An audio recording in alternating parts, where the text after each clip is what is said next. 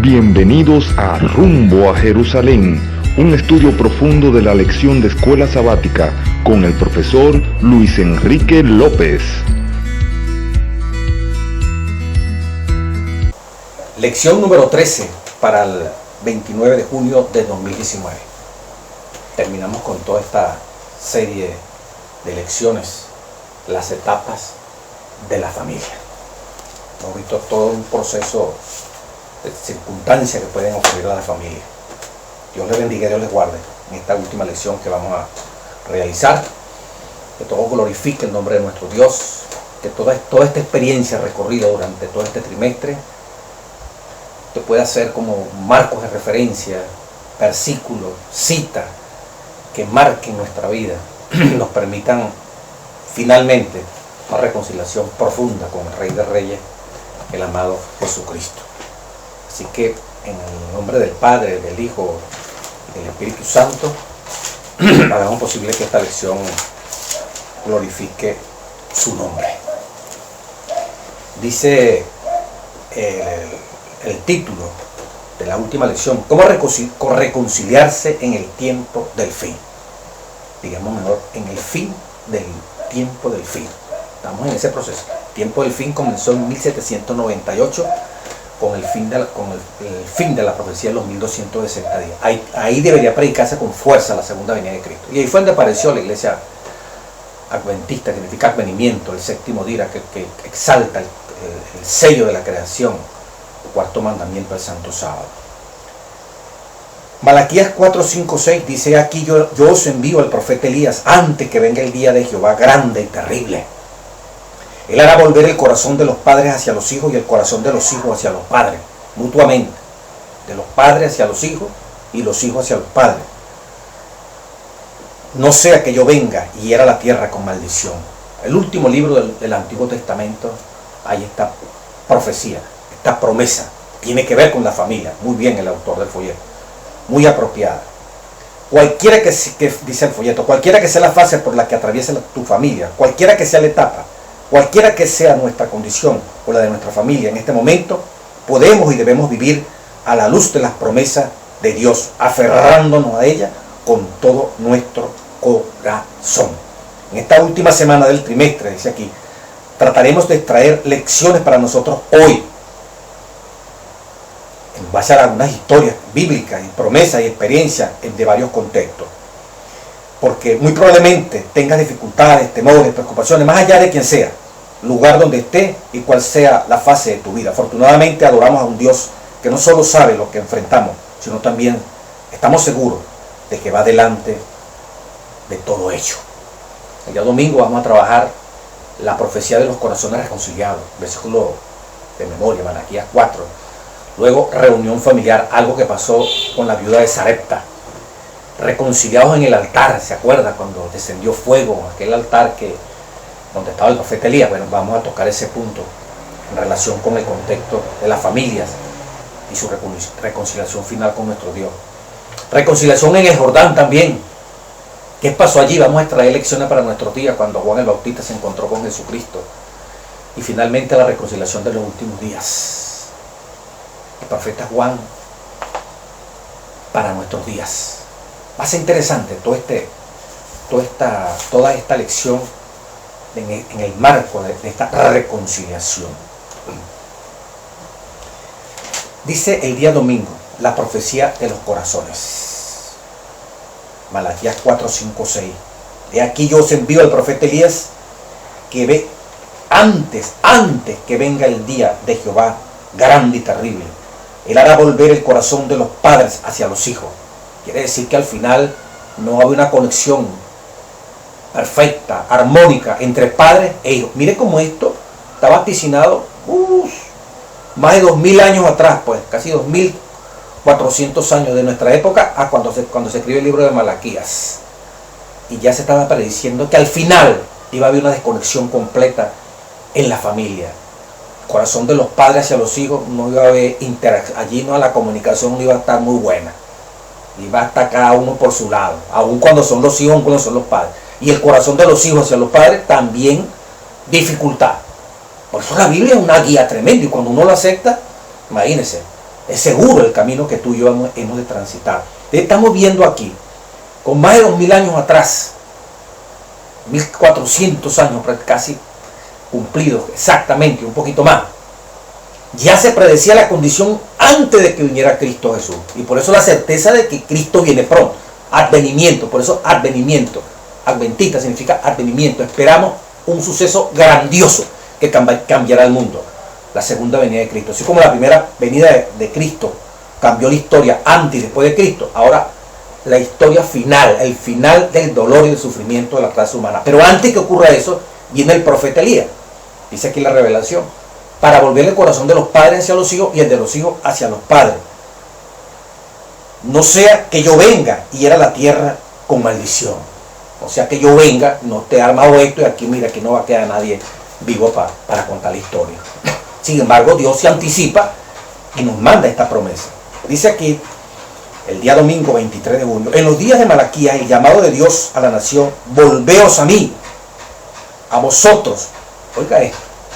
Yo lo voy a leer.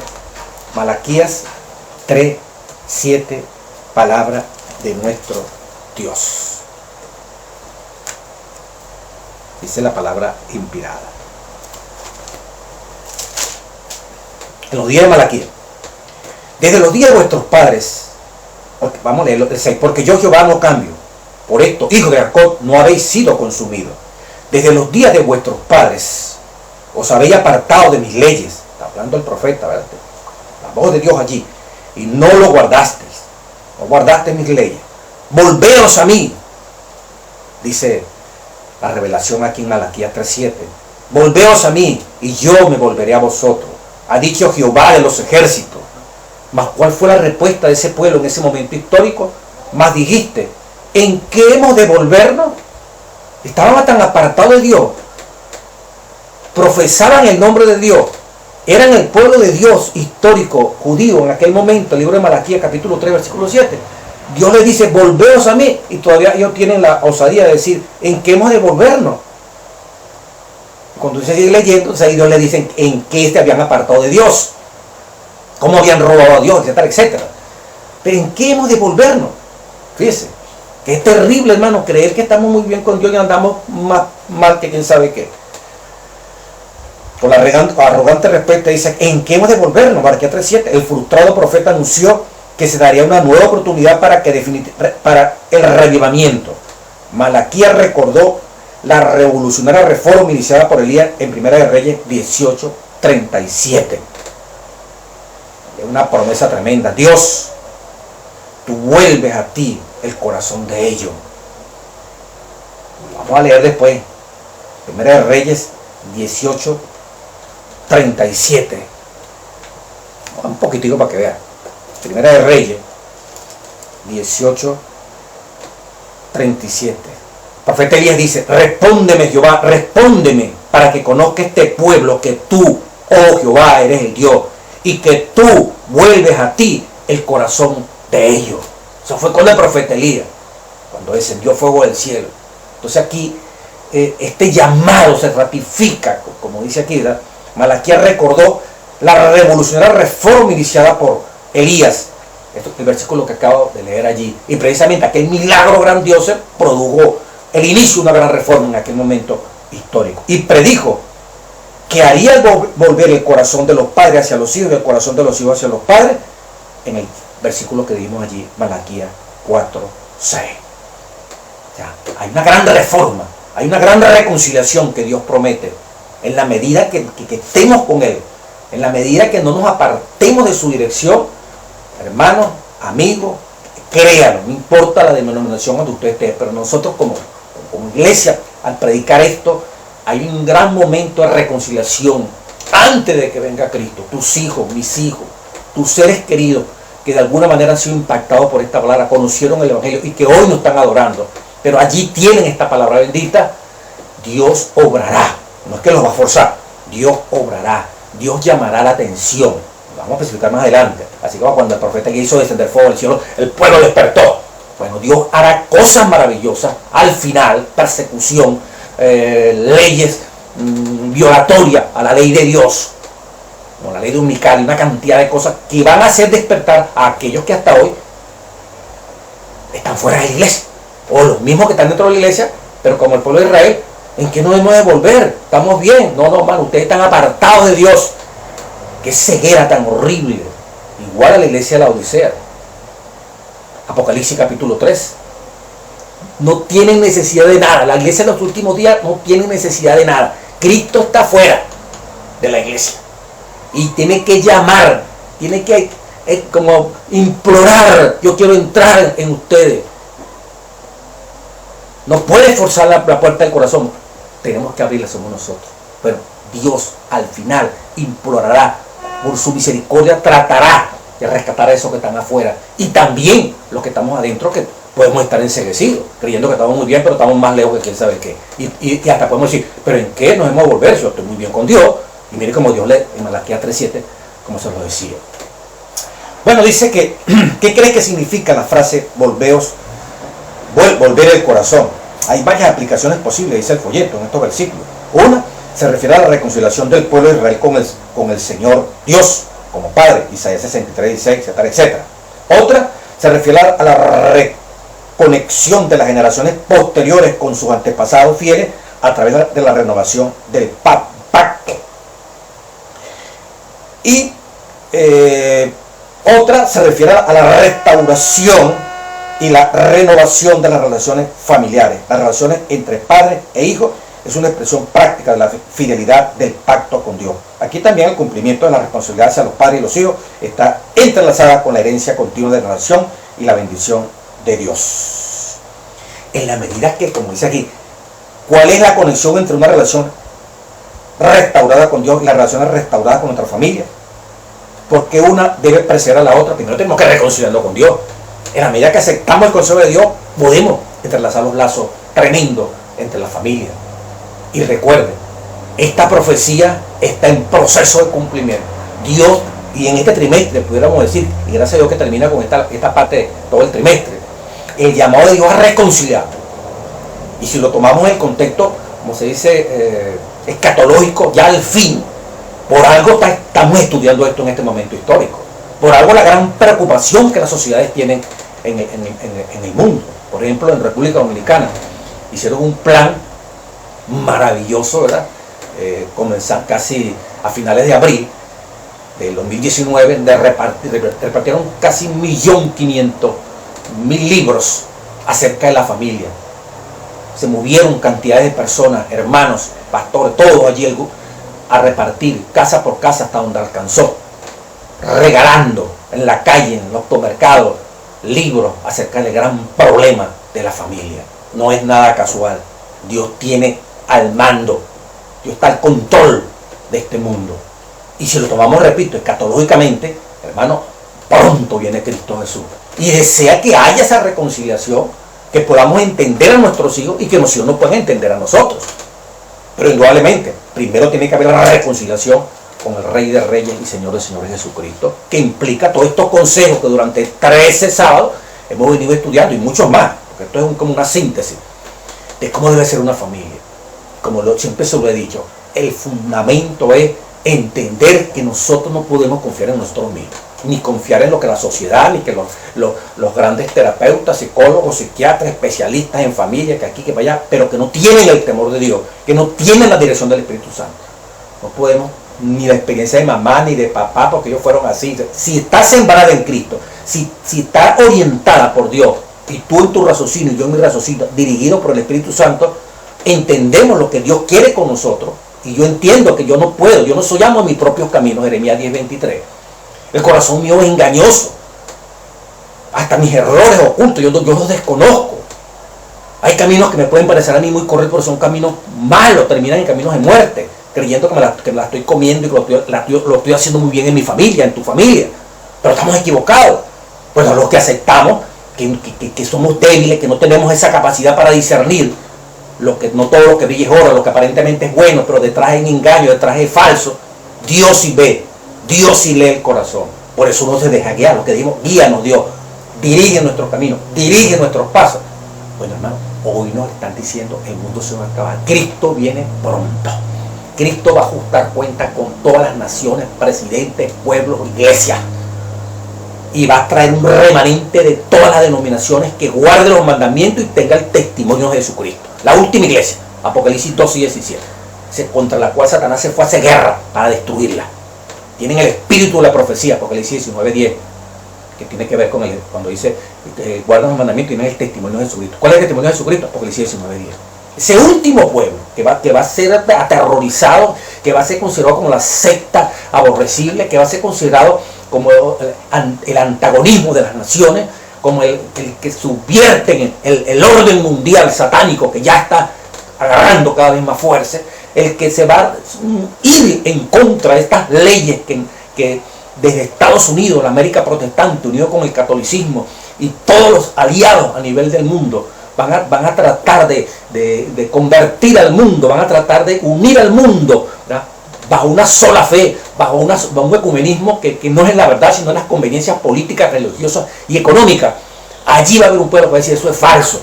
Detrás de toda esa religiosidad, lo que hay es billetes, lo que hay es petróleo, lo que hay son dinero, narcotráfico, una cantidad de cosas horribles de la grande Babilonia. Pero va a haber un pueblo que Dios va a utilizar, unido como familia, porque no hay cosa que más afecte a uno que la esposa esté mal con uno, que el esposo esté mal con usted como esposa, que sus hijos ven esa situación, y los hijos también en rebeldía. Eso es un rollo. La principal dificultad que nos obstruye para funcionar en la vida una vez que tenemos una familia es el problema familiar. Quien influye en uno más después de uno casado es el esposo. Quien influye más en una mujer después que está casada es el esposo. Ni la mamá ni el papá.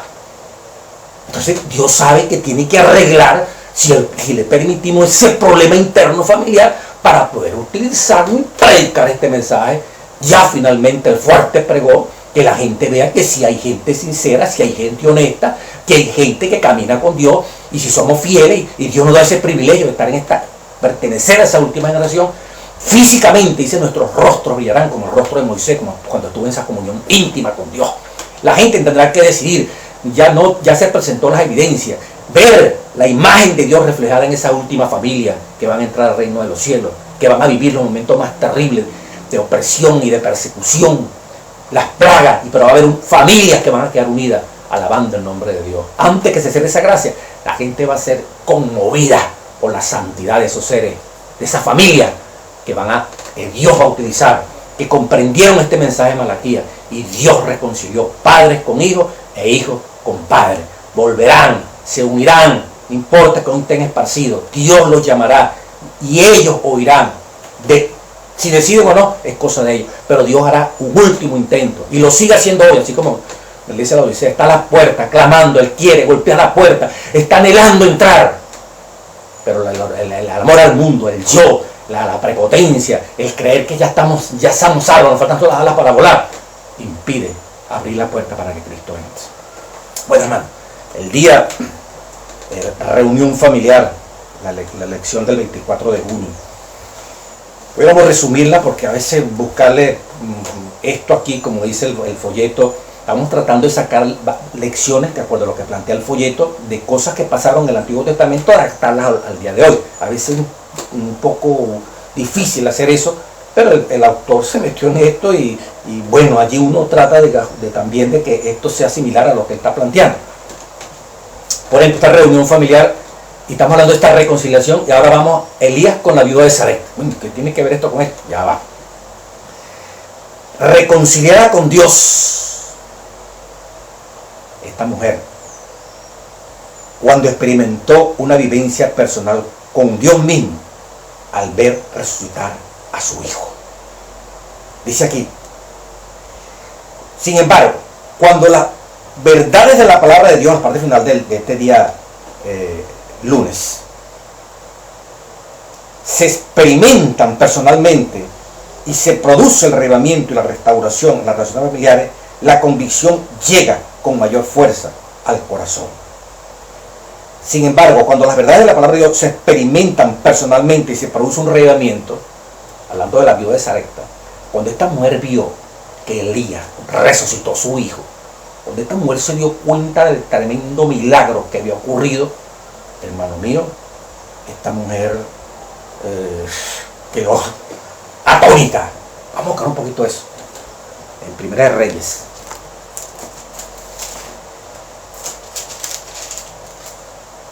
el capítulo 17.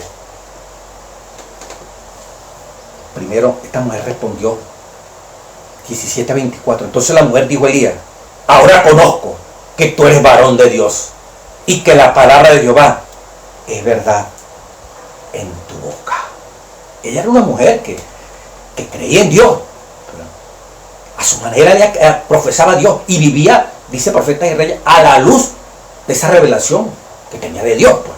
No era israelita, pero como muchas personas no serán católicos, no serán evangélicos, no serán adventistas, no serán testigos de Jehová, no, bueno, qué religión, pero sin embargo tienen un concepto de Dios, pues, y tratan de vivir en eso que creen, hasta que llega un misionero, hasta que Dios le prende un bombillo allí, una luz espiritual, y la persona tenga que definirse. La gente no se va a perder porque creyeron en un error, la gente se va a perder porque teniendo la oportunidad de apreciar la verdad y tomar la verdad, la desecharon y prefirieron quedar en la tradición.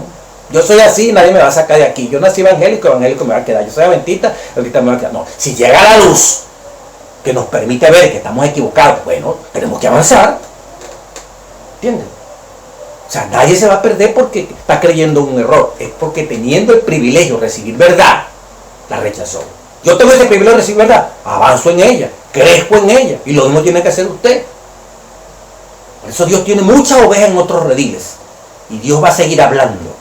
Y cuando Él la llame, la verdadera oveja va a oír: ah, me está hablando Jesús, estoy en un redil que no es el redil, es el pastor del redil a quien debo seguir, con quien debo estar. Y habrá un solo pastor, ¿entiendes? Eso no es de que no, que yo, mi mamá, mi papá y mis abuelos, todos son así, yo tengo que morir así. No, Señor, hay muchas tradiciones de Dios, impresiona a través de su Espíritu Santo, y por eso yo tengo otras ovejas en otro redil. En Apocalipsis 18 dice: allí hay un pueblo en esa Babilonia, salí de ella, pueblo mío, dice Apocalipsis 18:4, y no hagáis partícipe de sus pecados, pueblo mío, yo tengo un pueblo allí. ¿Cómo va a tener un pueblo en Babilonia? Es eso del diablo. Pero allí hay gente que es de Dios y necesita oír el mensaje.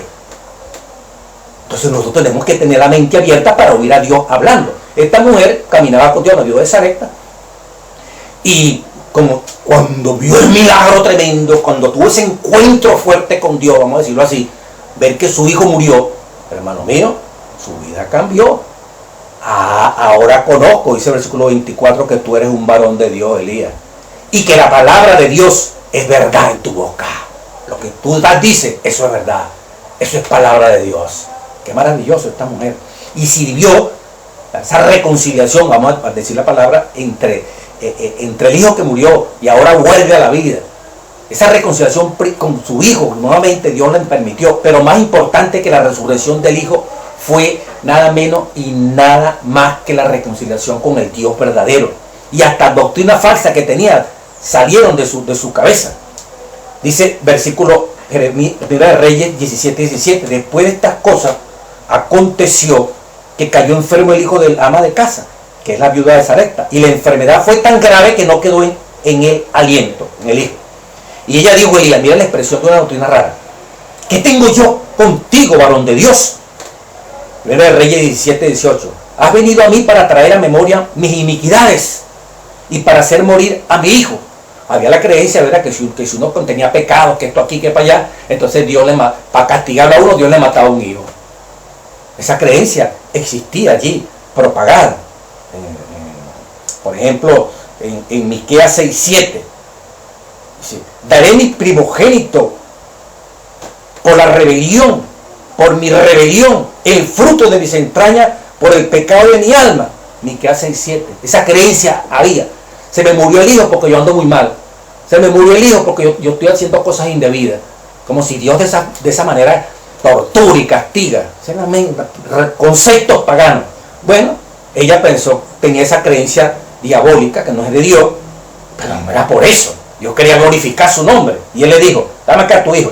Entonces él lo tomó de su regazo, lo llevó al aposento donde él estaba y lo puso sobre la cama. Y ahí clamó a Dios, ¿verdad? Y el Señor permitió nada menos y nada más que resucitara. Como dice aquí la lección, ¿verdad? Qué maravilloso. Qué experiencia de Elías, ¿no?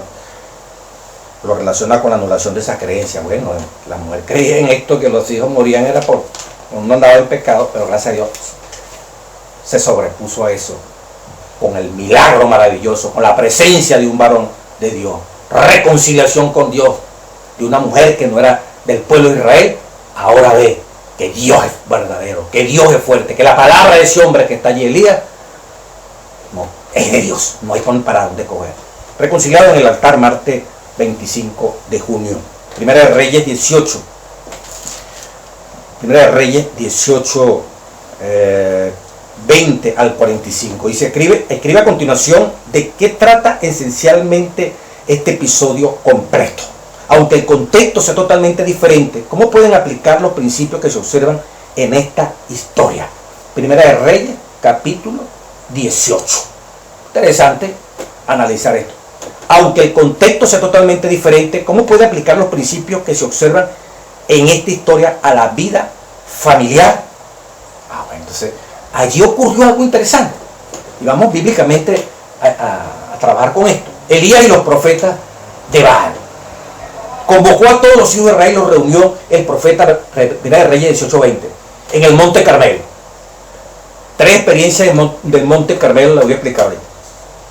Y acercándose Elías a todo el pueblo le dijo: ¿hasta cuándo claudicaréis? ¿Hasta cuándo estaré allí cavilando? Allí indefinido. ¿Hasta cuándo claudicaréis vosotros entre dos pensamientos? Está hablando al pueblo de Dios. ¿Hasta cuándo usted está echándole cabeza? ¿O es de Dios o no soy de Dios? ¿Soy santo, santo? ¿Soy mundano, mundano? No, ni soy santo, santo, porque no es así, y tampoco soy mundano, mundano. Soy término medio. Término medio es tibio, y el tibio es vomitado. O está con Cristo o no está con Cristo.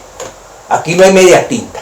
O se sirve a Dios en lo que tú y yo hemos recibido como conocimiento de Él, o no estamos sirviéndole a Dios. Un agua estancada se empichaca, se pudre y no sirve. Un cristiano estancado que no crece, sino que se va para atrás, hasta prácticamente perder finalmente la vida eterna si no reacciona al llamado del Espíritu Santo. ¿Hasta cuándo claudicaréis vosotros entre dos pensamientos? Si Jehová es Dios, miren ustedes, todavía, como Malaquías 3:7, estos tipos creen que están adorando a Dios verdadero y están más apartados de Dios. ¿De quién sabe? Entonces ella le pregunta: si Jehová es Dios, seguidle. Y si Baal, el Dios del sol, es el Dios, y en poder, decídanse. O son de frente cristianos o son mundanos. O adoran a Dios en espíritu y en verdad, o no lo adoran en espíritu y verdad. Y el pueblo, dice el versículo 21 de 1 Reyes 18, no respondió palabra. El pueblo no respondió palabra. El pueblo se quedó calladito ante el llamado del profeta de Dios. El pueblo se quedó callado. Y Elías volvió a decir al pueblo: si yo he quedado profeta de Jehová más que los profetas de Baal, hay 450 hombres allí reunidos, más los profetas de Acera, etcétera, etcétera. Bueno, mandó a construir un altar. Y el altar de Dios, que también estaba allí en esa colina, y dice el profeta de Rey, una zona alta, de acuerdo a lo que dice la Biblia. También el profeta lo reconstruyó, porque ya no quedaba ya casi ni reminiscencia pues de Dios. Sin embargo, esta gente creía que era de Dios. Ya conocemos la historia de los profetas de estos de Baal y la diosa Acera. Comenzaron allí a construir y colocaron el buey, que mandaron que, como dice aquí entonces Elías, versículo 25, dijo a los profetas de Baal: escoge un buey y preparadlo vosotros primero, pues soy más, invocad el nombre de vuestros dioses, mas no pongáis fuego debajo. Y ellos tomaron el buey que les fue dado y lo prepararon e invocaron el nombre de Baal desde la mañana hasta el mediodía, diciendo: Baal, respóndenos. Iba a ser allí sí iba a ser algo espectacular. Aquí vamos a definir. Si Dios es Dios, bueno, sí, si Baal es Baal, es Baal. Y vamos a poner una prueba. Al altar que vamos a construir con piedras y la leña y el animal que va a ser colocado, tanto por parte de los paganos, los que adoran a Baal y a Acera, como el profeta que también va a construir su altar, en ambos va a haber buey, en ambos va a haber leña. Bueno, donde descienda el fuego y queme el sacrificio, este buey, allí demuestra que ese es el Dios verdadero. Si el fuego desciende en Baal, ahora ese es el Dios verdadero. Y si el fuego desciende en el altar donde está Elías, a ese es el Dios verdadero. Mira hasta donde Dios permitió que su pueblo llegara. ¿Cómo sería la condición espiritual de Israel en ese momento? Que había que probarle que Dios es Dios. Que había que probarle que Dios, a pesar de su condición, quería traerlos hacia sí mismo. Bueno, estos baalistas comenzaron, respóndenos, versículo 26, 1 Reyes 26, pero no había voz ni quien respondiese. Y aconteció al mediodía que Elías se burlaba de ellos, diciendo, grita en alta voz, porque Dios es, quizás está meditando, o tiene algún trabajo, o está dormido. Despiértele, griten, decía el profeta Elías a los de Baal. Y ellos clamaban a grandes voces y se zanjaban con cuchillos, se cortaban, ¿verdad? Con lancetas conforme a su costumbre, hasta chorrear la sangre sobre ellos. Que esos hombres estaban desesperados porque querían que descendiera fuego sobre el altar pagano que simbolizaba a Baal. Pasó el mediodía y ellos siguieron gritando frenéticamente, gritos y gritos y gritos. Esa es la forma de oración pagana. Gritos y allí, saltos, y para que Dios descendiera, Dios demostrara su poder allí. El Dios de Baal, el Dios de Acera. Miren la forma de oración. Pero no hubo ninguna voz, ni que respondiese ni escuchase.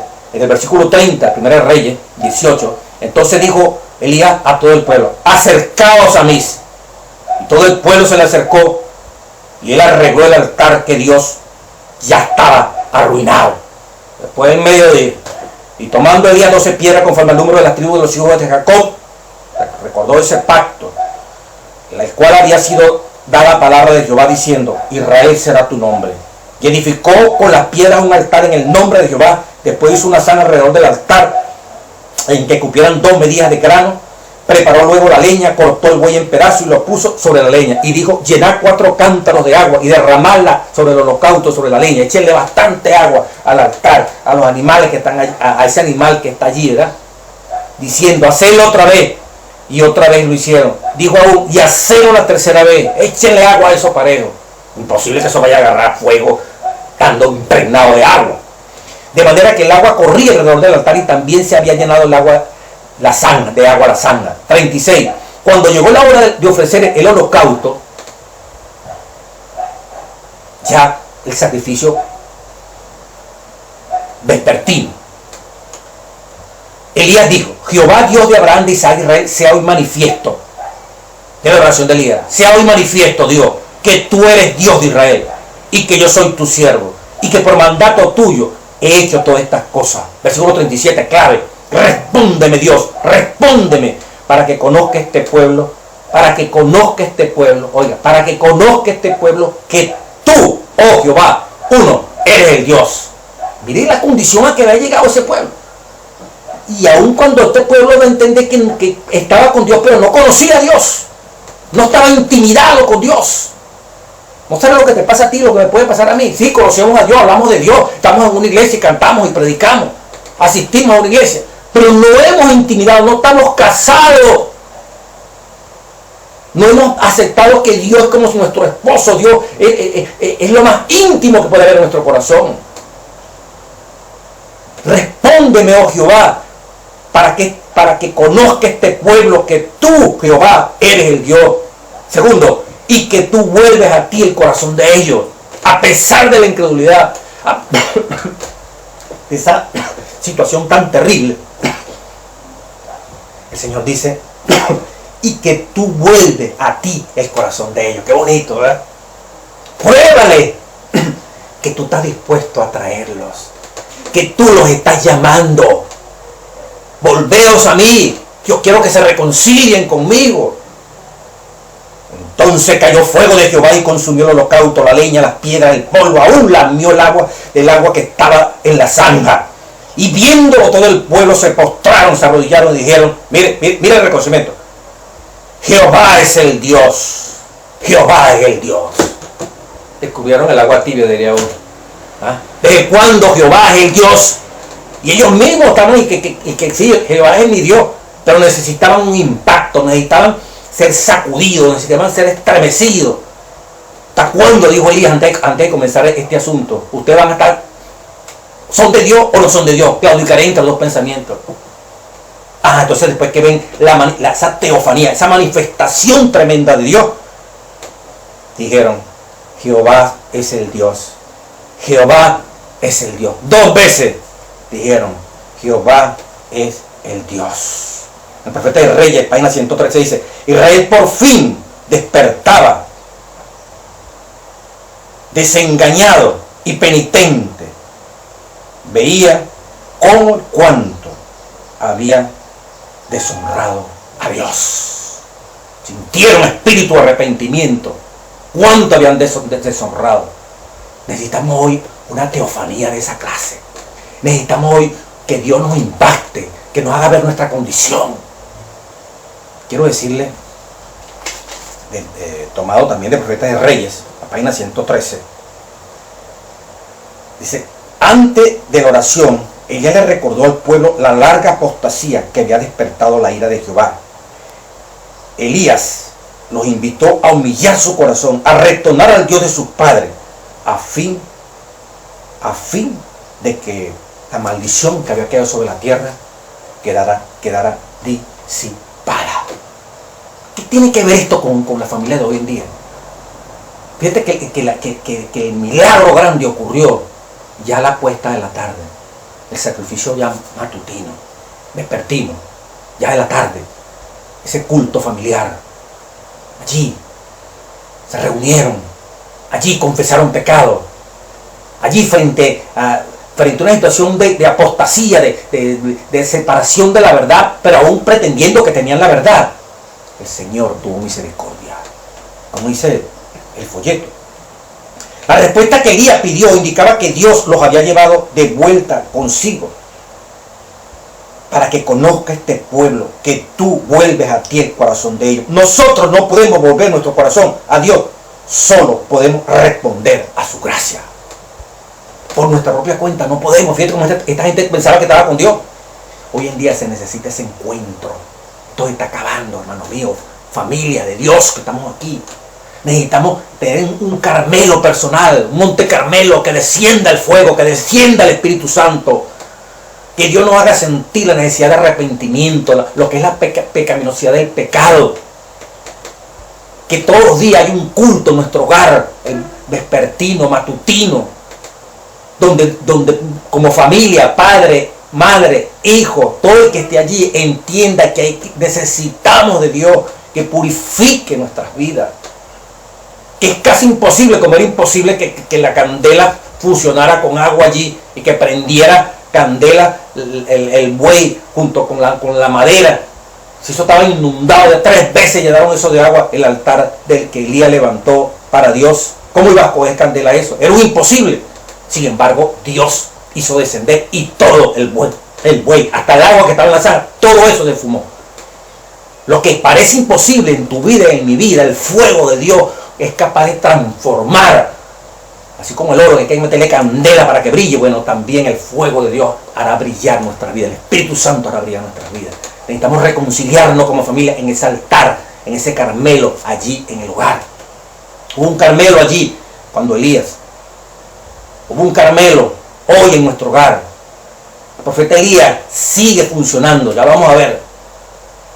El llamado es antes que venga Cristo, pero habla también un Carmelo falso, Apocalipsis 13. Satanás hará descender fuego del cielo para confirmar a sus hijos también, así como el que ya estamos nosotros experimentando, ese Carmelo, esa reconciliación con Dios a través de la familia, de los cultos allí, personal, en la casa. Que Dios reavive, nos dé una experiencia de verlo, conocerlo más profundamente. Satanás también va a hacer lo mismo en Apocalipsis 13. Ya al final dice que hará descender fuego del cielo para confirmar que la bestia, la imagen de la bestia, esos 2 sistemas que al final van a estar allí, al final son de Dios. Y mucha gente, antes que se dé la gracia, creerá al ver que desciende ese milagro mentiroso, que desciende fuego del cielo. Ah, es verdad, ese es el Dios verdadero. Pero ya Dios se anticipó. Satanás va a tirar al final para ver si puede agarrar algún incauto. Vendrán milagros, prodigios tremendo.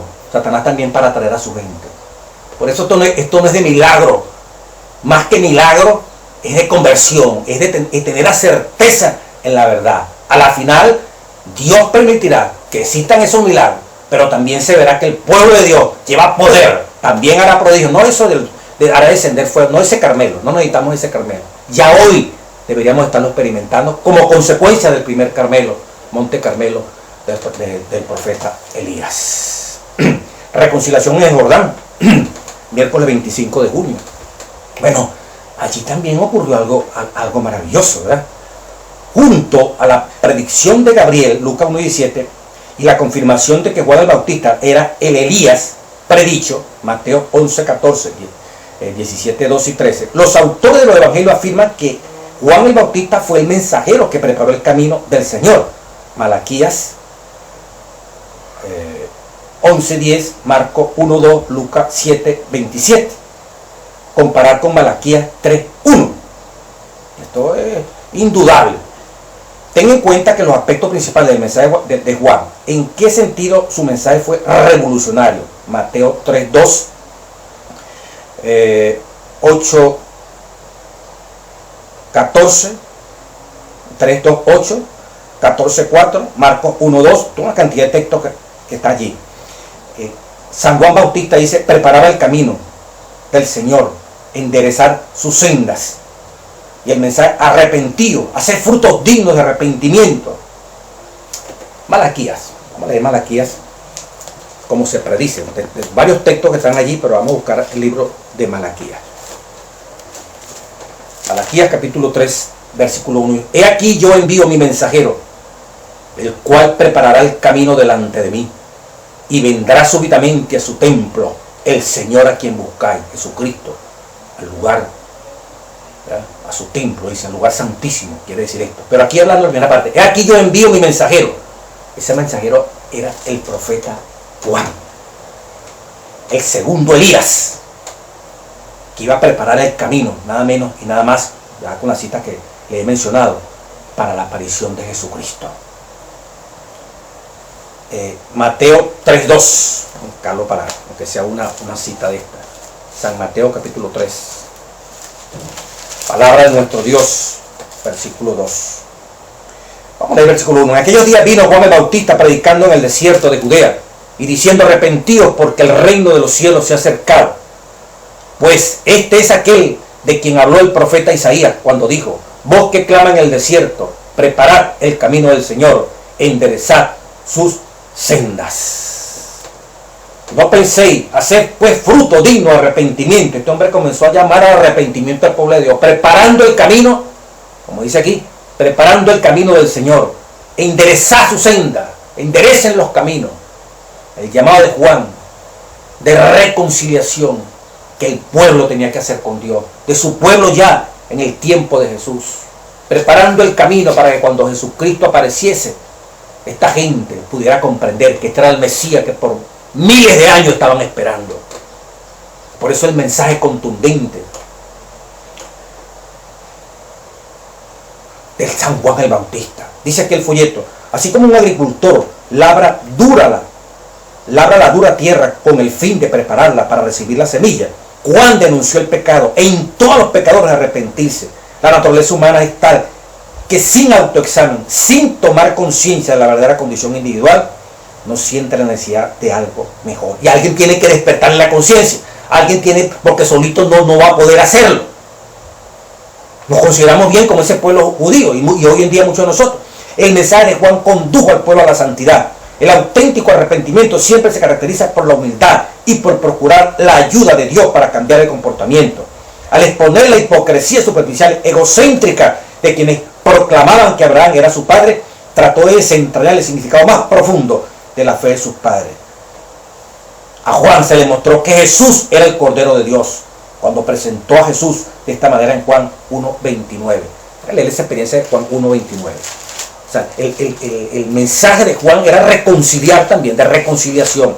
Reconcíliense porque viene el Mesías. Va a aparecer Jesucristo, nada menos el que ustedes han estado esperando.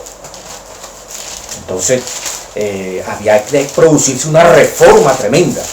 San Juan, capítulo 1, versículo 35. El siguiente día otra vez estaba Juan y dos de sus discípulos. Y mirando a Jesús que andaba por allí, dijo, he aquí el Cordero de Dios. En el 29, Juan 1:29 dice, al siguiente día vio a Jesús. Primero vio, esta es la primera parte. He aquí el Cordero de Dios que quita el pecado del mundo. versículo 29, capítulo 1. Y ahora versículo 35. Al siguiente día, otra vez estaba Juan y 2 de sus discípulos estaban con él. Y mirando a Jesús, que andaba por allí, les dijo, esos 2 discípulos eran Juan y Andrés, he aquí el Cordero de Dios. Le oyeron hablar los 2 discípulos y siguieron a Jesús. De Juan el propósito era reconciliar al pueblo con el Mesías que ellos estaban esperando. Pero para despertar su conciencia tenía que un mensaje poderoso, que el Espíritu pudiera conmover y hacerme ver a mí que soy pecador, que necesito un cambio en mi vida, un reavivamiento para producir una reforma. Y lo oyeron hablar los 2 discípulos y siguieron a Jesús. Y volviéndose a Jesús y viendo que le seguía, les dijo, ¿qué buscáis? Ellos le dijeron, Rabí, que quiere decir maestro, ¿dónde mora? Le dijo, venid y ved. Y fueron y vieron donde moraban y se quedaron con él aquel día, porque era como la hora 11. Andrés, hermano de Simón Pedro, era uno de los 2 que había oído a Juan y había seguido a Jesús. Este halló primero a su hermano Simón. Bueno, ahí comenzó el proceso de ir buscando discípulos. El mensaje de Juan era precisamente traer personas, reconciliar a ese pueblo que estaba en no reconciliación con nuestro Dios. ¿Qué es el mensaje que Dios nos manda hoy? 1 Corintios 5. Reconciliados con Dios. Esa palabra maravillosa, ¿verdad?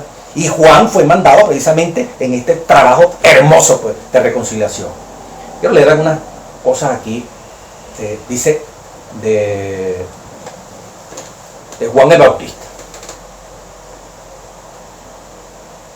Permítame leerle aquí una cosita aquí rápido. El libro Mensaje del tomo 2, capítulo 15, se oirán amonestaciones.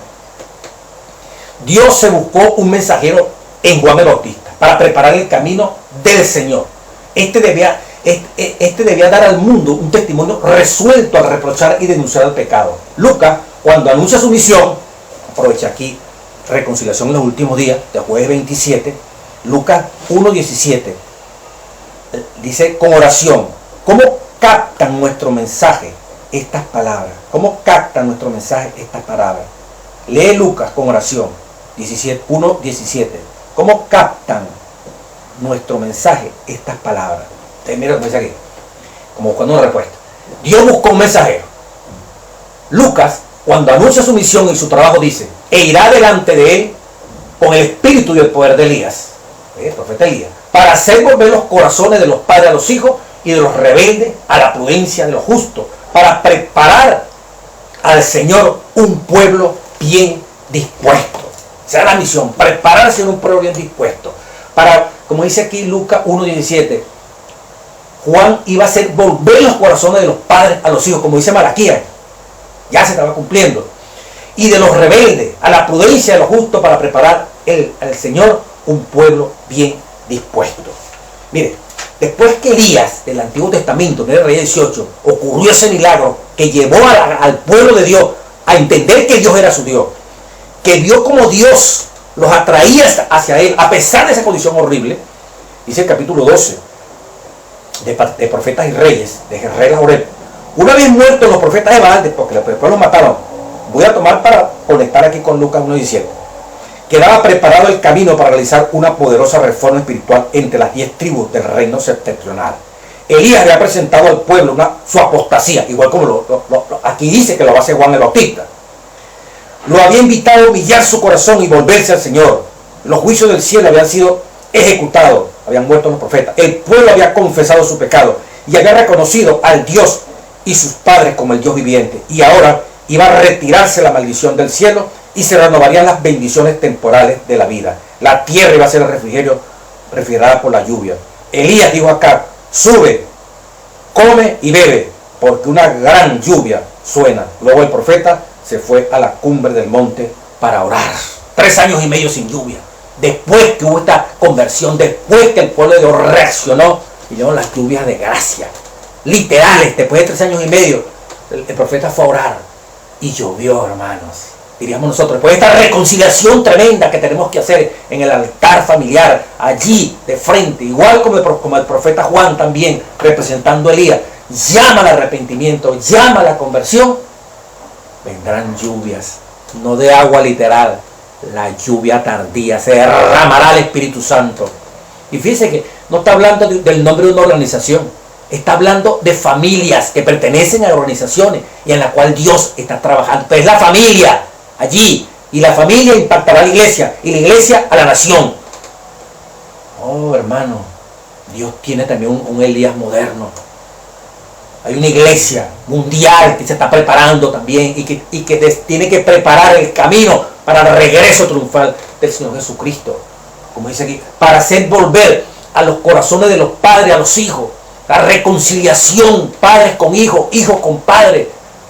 La iglesia adventista del séptimo día tiene este llamado, ya que yo estoy hablando, ¿verdad? Como miembro, tenemos esta responsabilidad de Malaquías 4. Así como el profeta Elías hizo posible, Dios lo utilizó para reconciliar a su pueblo que estaba apartado, para que reconociera que era el Dios verdadero, para que reconociera que Dios los atrae a sí mismo. Por ellos mismos no podían, no los desechó. La candela que mató todo ese poco, el buey, y se derramó sobre sobre el buey y sobre esas aguas que tenía alrededor del altar. No cayó sobre el Israel por ser tan malo, fue sobre el altar. Era la teofanía de Dios allí. Y el pueblo entendió, aquí está Dios, este es nuestro Dios. Y comenzó un proceso de reforma y arreglamiento. Cuando Juan preparó el camino, como Elías también, para que ese Israel se reencontrara con el Mesías. Y dio inicio la fundación de la iglesia cristiana. Pero ahora, el tercer Elías, la iglesia que guarda los mandamientos y tiene el testimonio de Jesucristo, tiene que comenzar un reglamento de reforma primeramente en la familia, para que esa familia impacte a la iglesia impacte al mundo entero, la nación, el pueblo donde tú y yo estamos viviendo. Estamos viviendo ese momento crucial de la historia. Familia, tenemos que reconciliarnos, tenemos que buscar la manera que Dios, no reconciliarnos por reconciliar, que primero reconciliarnos con Dios, tener un encuentro profundo con Dios, que Dios permita algo que podamos nosotros vivenciar, así como la viuda de Sarepta despertó frente a esa manifestación gloriosa de Dios, que Dios permita darnos el privilegio de conocerlo más profundamente para que se produzca ese arreglamiento y esa reforma. Sigue diciendo, la voz de Juan resonó como una trompeta. El mensaje selecto, tomo 2, el capítulo 15. El mensaje, la voz de Juan como una trompeta anuncia a mi pueblo su rebelión y a la casa de Jacob su pecado. Isaías 58:1. No había recibido educación en las escuelas humanas. Dios y la naturaleza habían sido sus maestros. En la tarea de preparar el camino para el advenimiento de Cristo se necesitaba a uno que fuera tan valiente como para hacer oír su voz, al igual que los profetas de la antigüedad, y amonestar a la nación degenerada para que se arrepintiera. Bueno, hermano, esto es palabra dura. Vos necesitas también esa voz. No más paz, amor. ¿Quién sabe cuándo viene Cristo? Tranquilo. Algún día habrá arreglamiento y reforma. Y está Wilson, presidente de los adventistas, llamando a un arreglamiento, una reforma, arreglamiento. Tenemos que, para la lluvia tardía, para que caiga esa lluvia tardía, implica el derramamiento del Espíritu Santo. Y podamos terminar este mensaje. Aquí no tengo mensajes que llamen al arrepentimiento, que me lleven a mí a reconocer que necesito reconciliarme con Dios, pero con pura, ay, no llamen al pecador, no hablen de los pecados, hablen del puro amor de Dios. Señor, si el amor de Dios es precisamente Él vino a morir para que no haya pecado en nosotros, porque el pecado nos separa de Dios. Su muerte fue para reconciliarnos con Él. Y la reconciliación parte del principio de que el pecado está siendo extirpado del corazón. No es que lo hayamos logrado, como dice el apóstol Pablo. No es que lo haya logrado. Prosigo la meta de la perfección que es en Cristo Jesús, dejando atrás todo lo demás. Pero es que no, aquí estamos en la lucha, pecando y repitiendo pecando. ¿Qué es eso?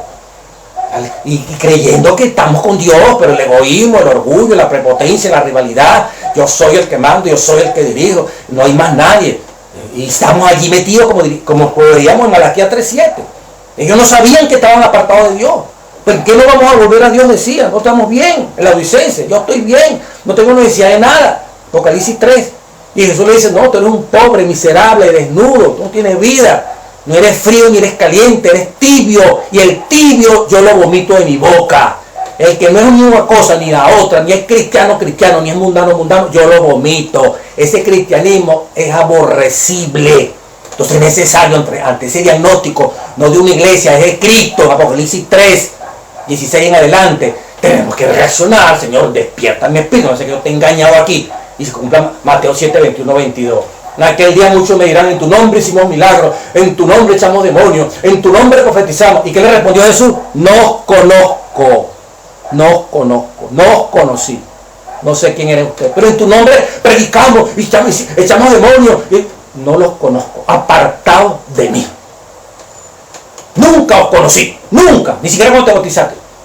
¡Qué engaño! Creer que vamos al cielo y estamos perdidos. Las 10 vírgenes, 5 vírgenes, al final querían entrar también. Viene el esposo Cristo y salieron para prepararse a recibir a Cristo. ¿Y qué pasó? Eran vírgenes, eran honestas, eran sinceras, pero no tenían el Espíritu Santo para la prueba final a la cual les tocaba pasar. Qué terrible perderse queriendo ser salvo. Qué terrible perderse queriendo estar con Cristo en el cielo y profesando aquí en la tierra que somos maravillosos miembros de iglesia, como pastores, como ancianos, como director, lo que sea, como miembros de iglesia. Hermanos, una ceguera horrible que nos puede conducir a la muerte total. Sigue diciendo aquí: no hubo prolongados argumentos ni bien estructuradas teorías presentadas elaboradamente con su, en primer lugar, en segundo lugar y en tercer lugar.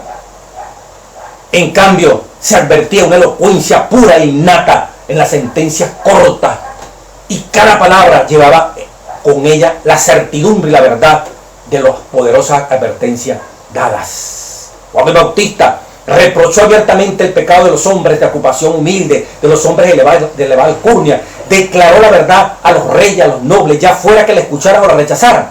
Se dirigía a cada individuo y hablaba específicamente. Reprochó a los fariseos del Sanedrín porque su religión consistía en práctica formal y no en la justicia de una obediencia pura y voluntaria. Habló a Herodes con respecto a su casamiento con Herodías y le dijo: no es lícito que tengas por mujer, ese presidente, ¿verdad? Le habló de una por mujer, le habló de una incredulidad retribución futura, cuando Dios juzgaría a cada persona según sus obras.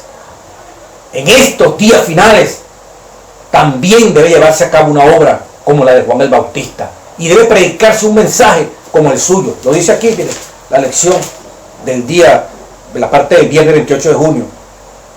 Nuestro mensaje debe ser tan directo como fue el de Juan. Él reprendió a los reyes por su iniquidad. A pesar de que ponía en peligro su vida, nunca permitió que languideciera la verdad en sus labios. Nuestra obra en esta época debería ser hecha con igual fidelidad. Nuestro mensaje debe ser tan directo como fue el de Juan el Bautista. Pero no, aquí estamos ocultando mucho, tratamos de no llames el pecado por el no, mira que todos tenemos pecados, así que tenemos que quedarnos toditos en una junta de iglesia. No se puede hacer disciplina porque yo también tengo pecado, todo el mundo tiene pecado. ¿Para qué está la iglesia? Nadie entonces es recuperado con el poder de Cristo Jesús. Mateo 18:15 en adelante, ¿para qué es entonces? Llama a tu hermano, no te pones cuidado, ve con testigos, no te pones cuidado, lleva el caso a la iglesia. No, pero como en la iglesia todos tienen un rabo de paja, como dicen, todos tienen una cola de pecados encima, entonces desde el pastor, los ancianos y todo, no podemos hacer nada porque ¿quién se considera libre de pecado? Para estar acusando al hermano o al hermano. Esos argumentos, mire, se está propagando terriblemente. ¿Entiendes? Entonces aquí hay que dejar que la iglesia se encochine, se ensucia, hace falta Juan Bautista, chicos. Si usted pertenece a la iglesia verdadera, nosotros tenemos la responsabilidad como ministros, como dirigentes de iglesia. La iglesia no está a la altura de lo que Dios quiere. Se necesita un reavivamiento que vuelva a la vida. En estos días finales también debe llevarse a cabo una obra como la de Juan el Bautista y debe predicarse un mensaje como el suyo. El Señor ha estado dando mensajes a su pueblo mediante los instrumentos que Él ha escogido y quiere que todos presten atención a la amonestación y a la advertencia que le envía.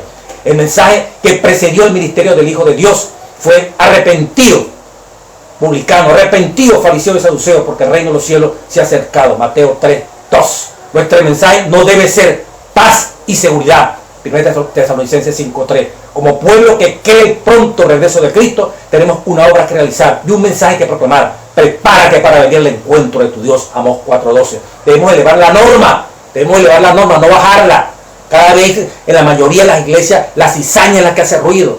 La moda a través de la cizaña es la que está haciendo ruido. Mujeres que casi andan sus faldas por encima de la rodilla, faldas apretadas, pintura, música cada vez más estridente, música que parecía los cultos esos de Baal, música cada vez que lo que apela es al movimiento, lo que apela es a que nosotros nos movamos, nos sintamos allí, tú sabes, sabroso allí, ¿verdad?